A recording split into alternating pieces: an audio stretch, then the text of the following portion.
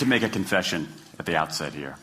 A little over 20 years ago, I did something that I regret, something that I'm not particularly proud of, something that in many ways I wish no one would ever know, but that here I feel kind of obliged to reveal. In the late 1980s, in a moment of youthful indiscretion, I went to law school. Now, in America, law is a professional degree. You get your university degree, then you go on to law school. And when I got to law school, I didn't do very well. To put it mildly, I didn't do very well. I, in fact, graduated in the part of my law school class that made the top 90% possible. Thank you. I never practiced law a day in my life. I pretty much wasn't allowed to. But today, against my better judgment, against the advice of my own wife, I want to try to dust off some of those legal skills, what's left of those legal skills. I don't want to tell you a story. I want to make a case. I want to make a hard-headed, evidence-based, dare I say lawyerly case for rethinking how we run our businesses. So, ladies and gentlemen of the jury, take a look at this. This is called the candle problem. Some of you might have seen this before. It was created in 1945 by a psychologist named Carl Duncker. Carl Duncker created this experiment that's used in a whole variety of experiments in behavioral science. And here's how it works. Suppose I'm the experimenter. I bring you into a room. I give you a candle, some thumbtacks, and some matches. And I say to you, your job is to attach the candle to the wall so the wax doesn't drip onto the table. Now, what would you do? Many people begin trying to thumbtack the candle to the wall. Doesn't work. Some people, and I saw somebody kind of make the motion over here, some people have a great idea where they light the match, melt the side of the candle, try to adhere it to the wall. It's an awesome idea. Doesn't work. And eventually, after 5 or 10 minutes, most people figure out the solution, which you can see here. The key is to overcome what's called functional fixedness. You look at that box and you see it only as a receptacle for the tacks, but it can also have this other function as a platform for the candle. It's a candle problem. Now, I want to tell you about an experiment using the candle problem done by a scientist named Sam Glucksberg, who's now at Princeton University in the US. This shows the power of incentives. Here's what he did. He gathered his participants and he said, I'm going to time you how quickly you can solve this problem. To one group, he said, I'm going to time you to establish norms, averages, for how long it typically takes someone to solve this sort of problem. To the second group, he offered rewards. He said, if you're in the top 25% of the fastest times, you get $5. If you're the fastest of everyone we're testing here today, you get $20. Okay, now this is several years ago, adjusted for inflation. It's a decent sum of money for a few minutes of work. Okay, it's a nice motivator. Question: how much faster did this group solve the problem? Answer: it took them on average 3.5 minutes longer. 3.5 minutes longer. Now this makes no sense, right? I mean, I'm an American. I believe in free markets. That's not how it's supposed to work, right? If you want people to perform better, you reward them, right? Bonuses, commissions, their own reality show, incentivize them. That's how business works. But that's not happening here. You've got an incentive designed to sharpen thinking and accelerate creativity, and it does just the opposite. It dulls thinking and blocks creativity. And what's interesting about this experiment is that it's not an aberration. This has been replicated over and over and over again for nearly 40 years. These contingent motivators. If you do this, then you get that. Work in some circumstances, but for a lot of tasks, they actually either don't work or often they do harm. This is one of the most robust findings in social science and also one of the most ignored. I spent the last couple of years looking at the science of human motivation, particularly the dynamics of extrinsic motivators and intrinsic motivators. And I'm telling you, it's not even close. If you look at the science, there is a mismatch between what science knows and what business does. And what's alarming here is that our business operating system, think of the set of assumptions and protocols beneath our businesses, how we motivate people, how we apply our human resources. It's built entirely around these extrinsic motivators, around carrots and sticks. That's actually fine for many kinds of 20th century tasks. But for 21st century tasks, that mechanistic reward and punishment approach doesn't work, often doesn't work, and often does harm. Let me show you what I mean. So Glucksberg did another experiment similar to this, where he presented the problem in a slightly different way, like this up here. Okay? Attach the candle to the wall so the wax doesn't drip onto the table. Same deal. You were timing for norms. You were incentivizing. What happened this time? This time, the incentivized group kicked the other group's butt. Why? Because when the tacks are out of the box, it's pretty easy, isn't it? If-then rewards work really well for those sorts of tasks, where there's a simple set of rules and a clear destination to go to. Rewards, by their very nature, narrow our focus, concentrate the mind. That's why they work in so many cases. And so for tasks like this, a narrowed focus where you just see the goal right there, zoom straight ahead to it, they work really well.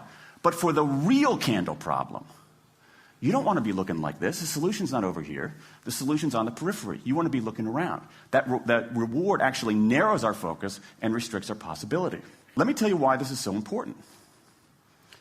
In Western Europe, in many parts of Asia, in North America, in Australia, white-collar workers are doing less of this kind of work and more of this kind of work. That routine, rule-based, left-brain work, certain kinds of accounting, certain kinds of financial analysis, certain kinds of computer programming, has become fairly easy to outsource, fairly easy to automate. Software can do it faster. Low-cost providers around the world can do it cheaper. So what really matters are the more right-brain, creative, conceptual kinds of abilities. Think about your own work. Think about your own work. Are the problems that you face, or even the problems we've been talking about here, are those kinds of problems, do they have a clear set of rules and a single solution? No. The rules are mystifying. The solution, if it exists at all, is surprising and non-obvious. Everybody in this room is dealing with their own version of the candle problem. And for candle problems of any kind, in any field, those if-then rewards, the things around which we've built so many of our businesses, don't work. Now, it makes me crazy.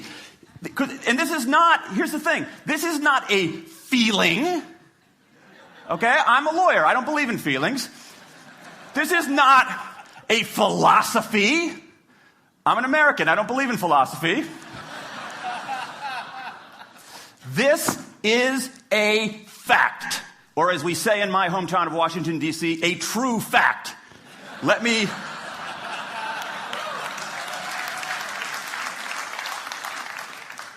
give you an example of what I mean. Let me marshal the evidence here, because I'm not telling you a story. I'm making a case, ladies and gentlemen of the jury. Some evidence. Dan Ariely, one of the great economists of our time, he and 3 colleagues did a study of some MIT students. They gave these MIT students a bunch of games that involved creativity and motor skills and concentration. And they offered them for performance 3 levels of rewards.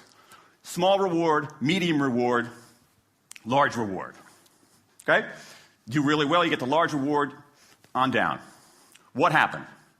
As long as the task involved only mechanical skill, bonuses worked as they would be expected. The higher the pay, the better the performance. Okay? But once the task called for even rudimentary cognitive skill, a larger reward led to poorer performance.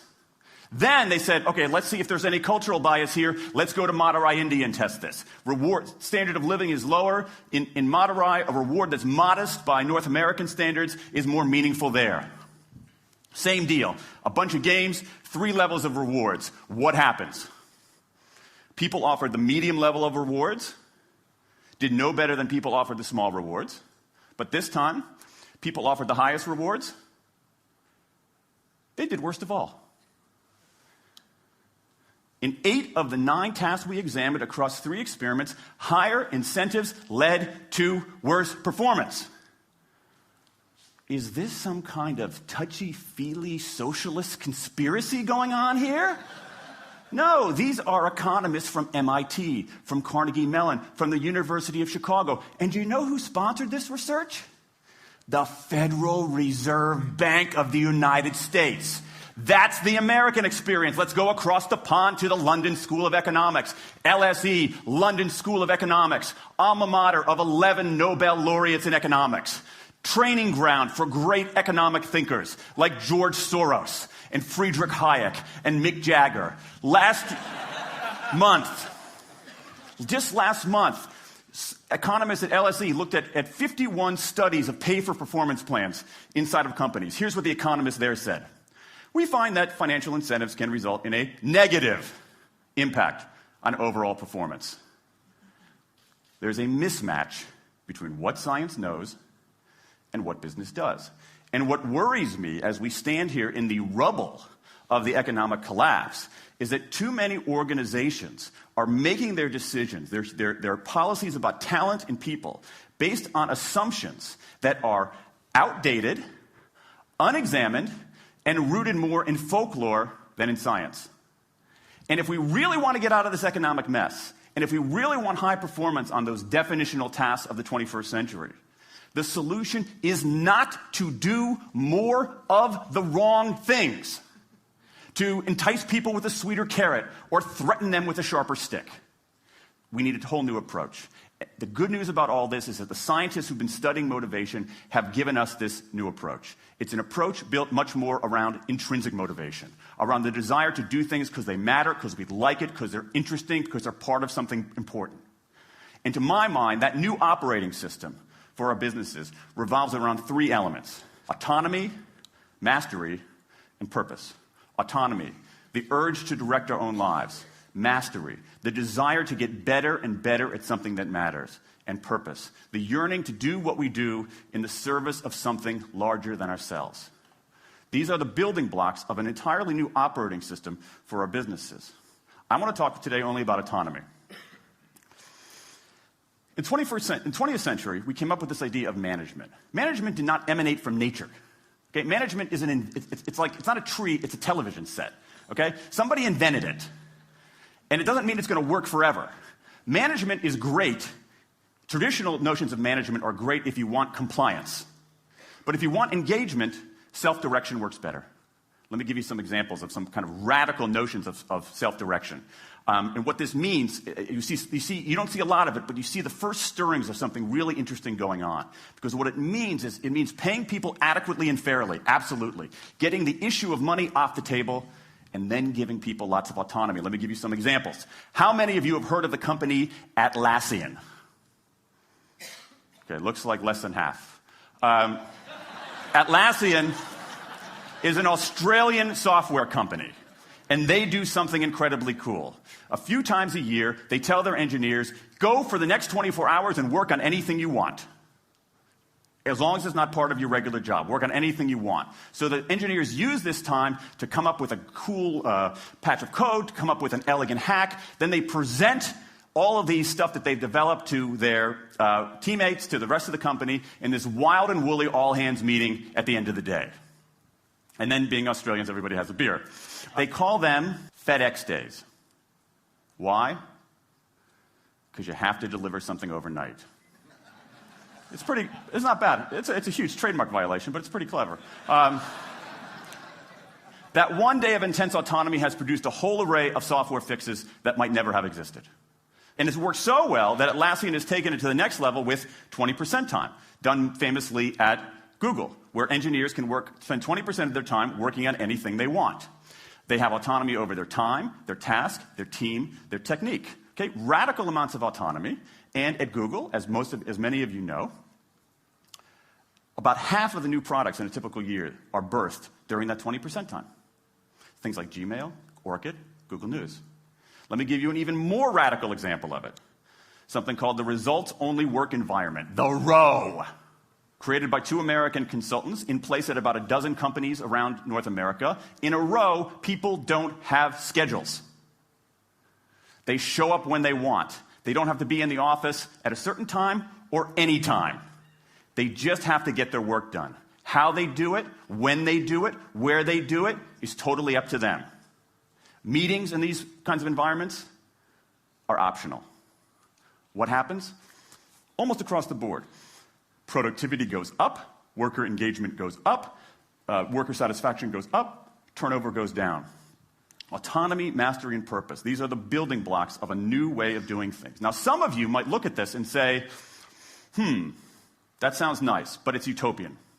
And I say, nope. I have proof. In the mid-1990s, Microsoft started an encyclopedia called Encarta. They had deployed all the right incentives. All the right incentives. They paid professionals to write and edit thousands of articles. Well-compensated managers oversaw the whole thing to make sure it came in on budget and on time. A few years later, another encyclopedia got started. Different model, right? Do it for fun. No one gets paid a cent or a euro or a yen. Do it because you like to do it. Now, if you had, just 10 years ago, if you had gone to an economist anywhere and said, hey, I got these 2 different models for creating an encyclopedia. If they went head-to-head, who would win? 10 years ago, you could not have found a single sober economist anywhere on planet Earth who would have predicted the Wikipedia model. This is the titanic battle between these 2 approaches. This is the Ali Frazier of motivation, right? This is the thriller in Manila, all right? Intrinsic motivators versus extrinsic motivators. Autonomy, mastery, and purpose versus carrots and sticks. And who wins? Intrinsic motivation, autonomy, mastery, and purpose in a knockout. Let me wrap up. There's a mismatch between what science knows and what business does. And here's what science knows. 1, those 20th century rewards, those motivators we think are the natural part of business, do work, but only in a surprisingly narrow band of circumstances. 2, those if-then rewards often destroy creativity. 3, the secret to high performance isn't rewards and punishments, but that unseen intrinsic drive, the drive to do things for their own sake, the drive to do things because they matter. And here's the best part. Here's the best part. We already know this. The science confirms what we know in our hearts. So, if we repair this mismatch between what science knows and what business does, if we bring our motivation, notions of motivation, into the 21st century, if we get past this lazy, dangerous ideology of carrots and sticks, we can strengthen our businesses, we can solve a lot of those candle problems, and maybe, we can change the world. I rest my case.